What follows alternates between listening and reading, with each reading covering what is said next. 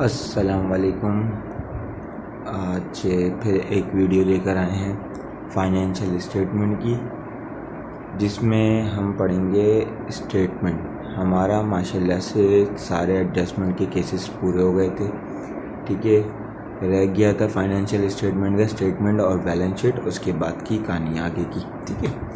हमने एडजस्टमेंट सारी पढ़ ली है, ठीक है। एडजस्टमेंट हम सब कुछ क्लियर कर चुके हैं। एक एंट्री रह गई है, वो एंट्री है मर्चेंडाइज इन्वेंटरी की।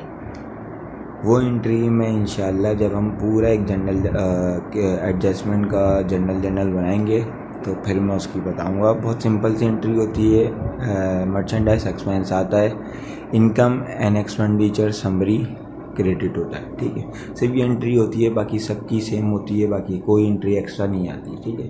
अब बात करते हैं कि स्टेटमेंट बनता कैसे है। फाइनेंशियल स्टेटमेंट है, ठीक है। आपने एडजस्टमेंट सारी क्लियर कर ली।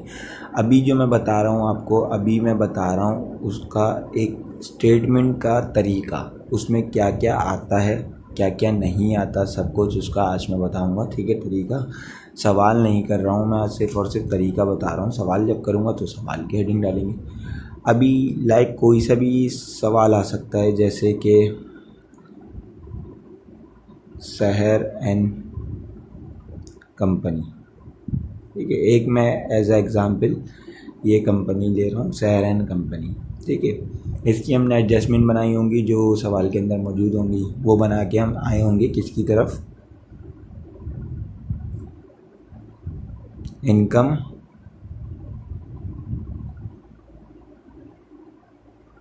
स्टेटमेंट की तरफ।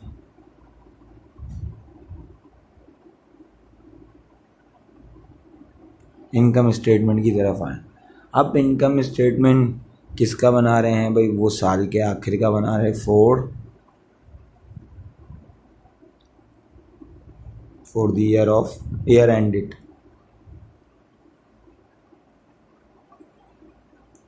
दिसंबर 31। अब कोई सा भी सन हो सकता है जो उसमें दिया हुआ हो। अभी तो 21 चल रहा है तो मैं 21 का ही ले लेता हूँ।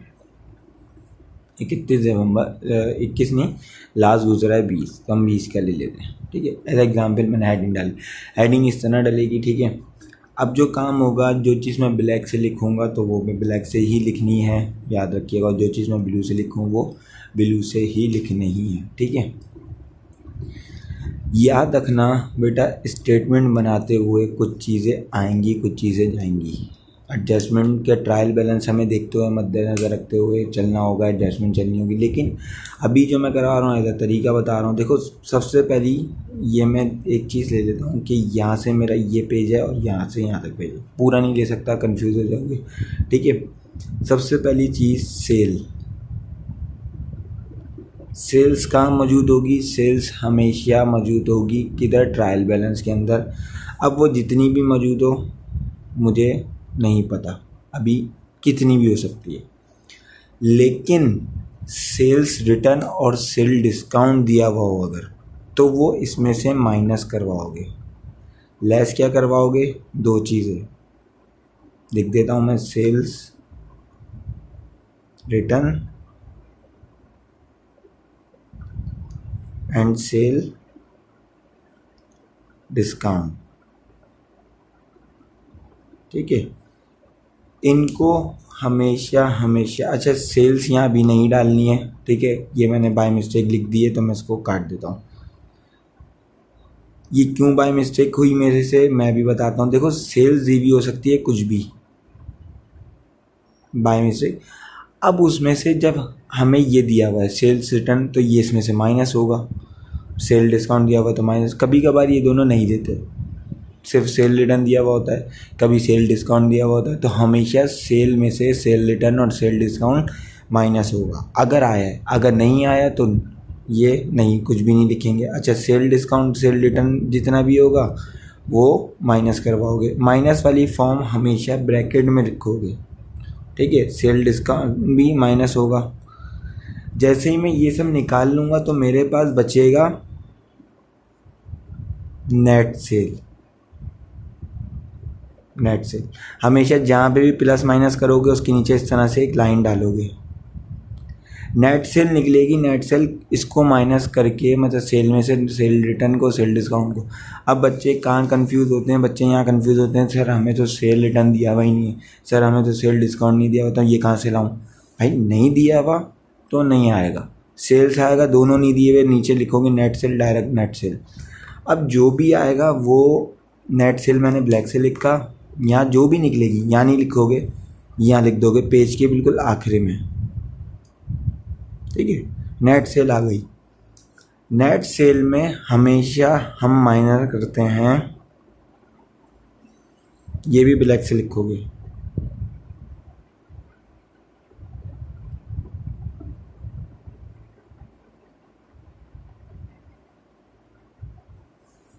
Cost of good sold. Cost of good sold हमेशा याद रखना मेरे बच्चों, कभी निकाल के दी हुई होती है, ट्रायल बैलेंस में कभी नहीं दी हुई होती। नहीं दी हुई होती तो मैं इसको क्यों ले रहा हूँ भाई, लेना लाजमी है। दी हुई हो तो अच्छी है, डायरेक्टली यहाँ पर नेट सेल में से माइनस करवा दोगे। अगर दी हुई है, नहीं दी हुई तो फिर उसको निकालना पड़ेगा, और निकालने का फिर यहीं से स्टार्ट होगा, ठीक है, यहीं से स्टार्ट होगा, ठीक है। नेट सेल निकालने के लिए सबसे पहली चीज़ हमें क्या चाहिए होती है, मर्चेंडाइज ओपनिंग। मर्चेंडाइज ओपनिंग में यहाँ अमाउंट में नहीं लिख रहा, मैं इन दोनों के बीच का एक ले रहा हूँ अमाउंट, उसमें लिख रहा हूँ, ठीक है। मर्चेंडाइज ओपनिंग, इस मर्चेंडाइज ओपनिंग में हमेशा ऐड होता है क्या, परचेज। हमेशा याद रखना सेल के साथ सेल डिस्काउंट, सेल रिटर्न भी आ सकता है, ठीक है। परचेज के साथ परचेज डिस्काउंट और परचेज रिटर्न भी आ सकता है। तो अब परचेज नेट तो नहीं हुई ना, तो मैं इसके नीचे लिख भी नहीं सकता। परचेज नेट होगी, नेट परचेज होगी निकालने के बाद, तो मैं इसके नीचे लिखूँगा, ठीक है। अब परचेज नेट तो है नहीं, अब इसमें क्या क्या आएगा, परचेज इसमें ऐड करवाना है मर्चेंडाइज ओपनिंग में परचेज। अब परचेज तो पूरा है नहीं, तो परचेज की अमाउंट मैं यहाँ लिख रहा हूँ। कभी कभार निकाल के दी होती है, कभी कभार नहीं निकाल के दी होती, ठीक है, लेकिन परचेज की अमाउंट दी हुई होती है। परचेज लिखा हमने, इसमें से सबसे पहली चीज़ लेस क्या होगी, लेस का हमेशा LESS ब्लैक से लिखना। दो चीज़ें लेस हो सकती हैं यहाँ पर, ठीक है, दो चीज़ें क्या, देखो गलती हो गई मेरे से, यहाँ पर लेस जो है ब्लैक से है और सेल रिटर्न ब्लू से, सेल डिस्काउंट भी ब्लू से। सिर्फ लेस और अमाउंट, ये हेडिंग नेट सेल, और देखो मैं ब्लैक वाली जो डाल रहा हूँ ना, उस पर जो हेडिंग है उस पर ये कर देता हूँ, ठीक है बेटा। बाकी लेस तो ब्लैक से ही चलेगा, ये वाले लेस। अब लेस क्या होगा, परचेज अगर दिया हुआ है, परचेज रिटर्न भी लेस हो सकता है, ठीक है, और परचेज डिस्काउंट, ये इसमें से क्या होंगे, लेस होंगे। यहाँ तक बात समझ में आई। अगर मुझे ट्रांसपोर्ट दी हुई है, ट्रांसपोर्टेशन, ट्रांसपोर्टेशन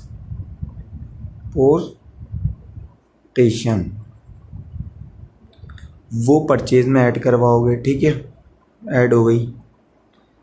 कार्टेज दी हुई है,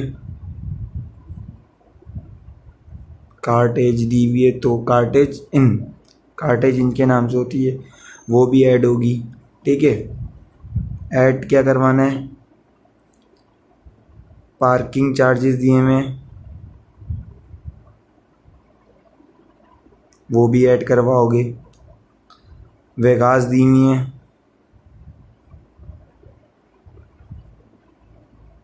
वो भी ऐड करवाओगे, ठीक है। ये सब जब ऐड करवाओगे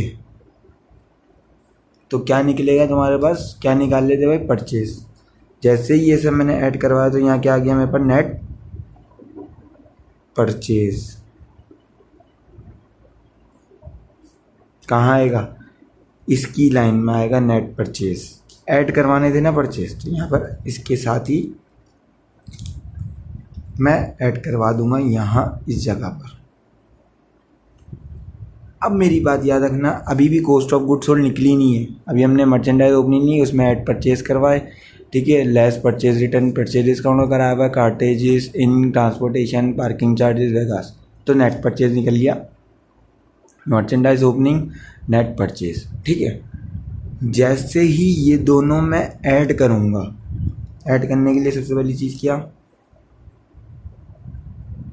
लाइन डलेगी। जैसे ही मैं ऐड करूँगा तो कॉस्ट ऑफ गुड्स सोल्ड थी ना जो मैंने बेच दी, ये तो वो निकालनी है, तो बेचने से निकलने से पहले जो बाकी हैं वो बचेंगी मेरे पास। क्या लिखूँगा यहाँ पे मैं, गुड्स, जैसे ही नेट परचेज और मर्चेंडाइज ओपनिंग को प्लस करूँगा, गुड्स अवेलेबल फॉर सेल। अभी जो गुड्स बाकी हैं दुकान के अंदर वो भी तो यहाँ निकल के आ जाएंगी, इन दोनों को जैसे ही प्लस करूँगा यहाँ निकल कर आ गई, गुड्स अवेलेबल फॉर सेल। अब गुड्स अवेलेबल फॉर सेल में माइनस क्या करवाओगे, लेस करवाओगे मर्चेंडाइज, ऊपर ओपनिंग ली थी यहाँ एंडिंग। अब मेरी एक बात याद रखना बेटा, मर्चेंडाइज ओपनिंग हम कभी कभार ओपनिंग के नाम से नहीं आती, इस तरह आ जाएगी 1 जनवरी और ये आएगी 31 दिसंबर, ठीक है, 31 दिसंबर और 1 जनवरी। अब ये मैं इसमें से लेस करवाऊँगा, ठीक है, ये जैसे ही लेस करवाऊँगा, ये ब्लू में है, बाय मिस्टेक मैंने ब्लैक से लिख दिया, लेस लिखना है, ये जो चीज़ है जो मैंने कॉमे लगाए में ये ब्लैक से और ये भी ब्लैक से आएगा, कॉस्ट ऑफ गुड सोल्ड, यानी कॉस्ट ऑफ गुड सोल्ड अब निकल गई है।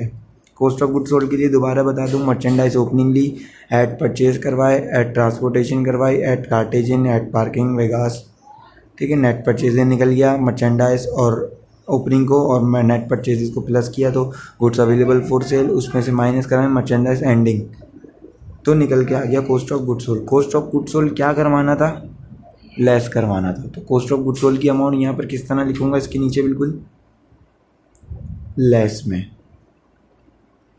अगर दे दी होती तो मैं यहीं पे डायरेक्ट लिख देता, आसान हो जाता, दे दी होती तो, लेकिन नहीं दी हुई तो देखो कितना फ़र्क आया, और यहाँ मैंने पूरा लिखा कर कॉस्ट ऑफ गुड्स निकाल के लिखी।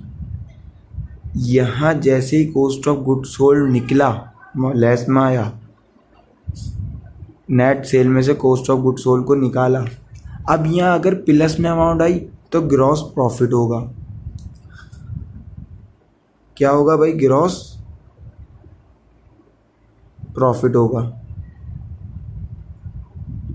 ठीक है। यहाँ पर अगर प्लस में अमाउंट आई, अगर अमाउंट माइनस में आई तो इस तरह ब्रैकेट डाल के लिखोगे और यहाँ क्या होगा, ग्रॉस लॉस हो जाएगा। ग्रॉस लॉस होने के बाद क्या करना है, हेडिंग डालनी है ग्रॉस प्रॉफिट के नीचे, लेस ऑल ऑपरेटिंग एक्सपेंसेस, ये हेडिंग डालोगे, ठीक है।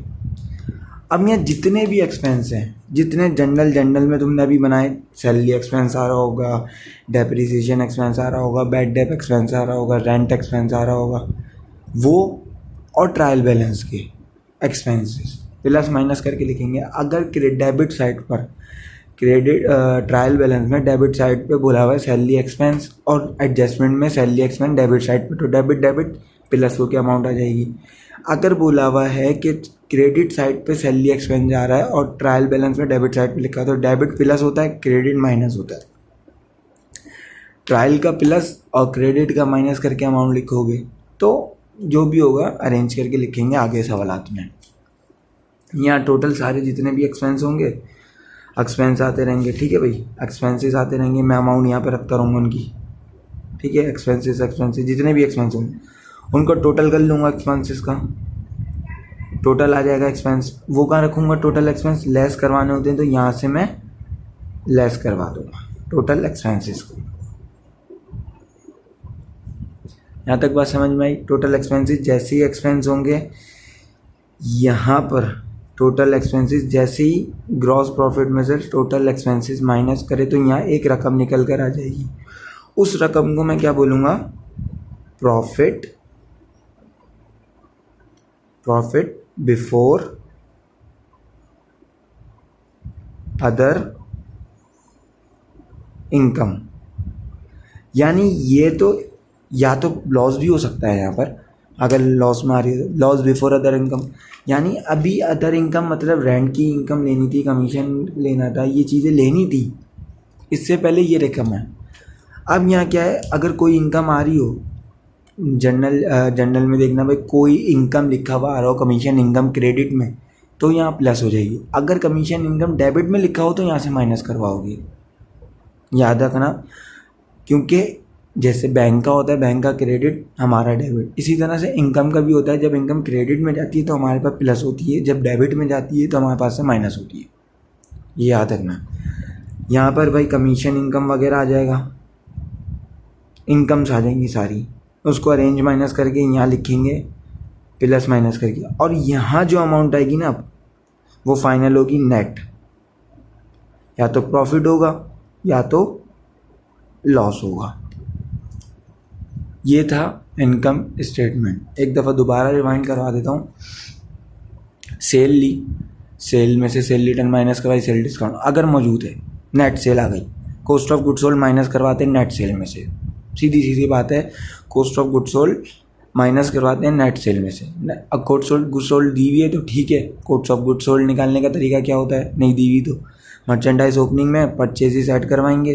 परचेजेस निकालने का तरीका, less return less discount purchases के, अगर नहीं है तो ठीक है, add transportation card, agent, parking, ये सब हैं तो ऐड करवा दो, नहीं है तो डायरेक्टली यहीं से आ जाता, नेट परचेजेस आ जाएगा। नेट परचेज इन ओपनिंग को प्लस करा तो गुड्स अवेलेबल फॉर सेल आ जाता है, उसमें से मर्चेंडाइज एंडिंग माइनस करवाओगे तो कॉस्ट ऑफ गुड्स सोल्ड निकल के आ जाए। नेट सेल में से कॉस्ट ऑफ गुड्स सोल्ड गया तो ग्रॉस प्रॉफिट आ गया, ठीक है, ग्रॉस प्रॉफिट आ गया।